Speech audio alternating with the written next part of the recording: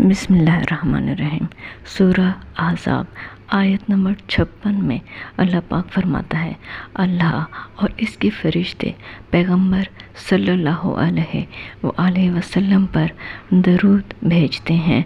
मोमनो, तुम भी पैगंबर सल्लल्लाहु अलैहि वसल्लम पर दरूद और सलाम भेजा करो।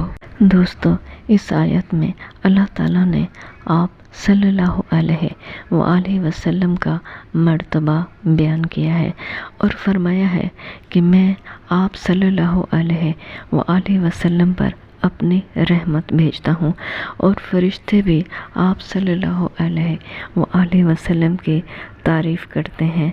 लिहाजा मोमनो, आप भी ऐसा किया करो, यानी दरूद भेजा करो। तो उस वक्त के मुसलमानों ने आपसे अर्ज़ किया, या रसूल अल्लाह सल्लल्लाहु अलैहि वसल्लम, अत्तहियात में हम लोग अस्सलामु अलैका अय्युहन नबी पढ़ते हैं, तो दरूद से क्या मुराद है? तो आप सल्लल्लाहु अलैहि वसल्लम ने दरूद इब्राहिमी को बयान फरमाया, जो नमाज में पढ़ा जाता है।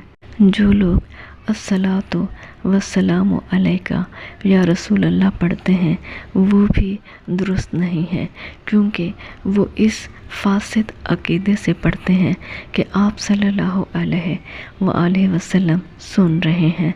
अज़ान से पहले भी इसको पढ़ते हैं, जो बिदअत है और सवाब का काम नहीं है, बल्कि गुनाह है।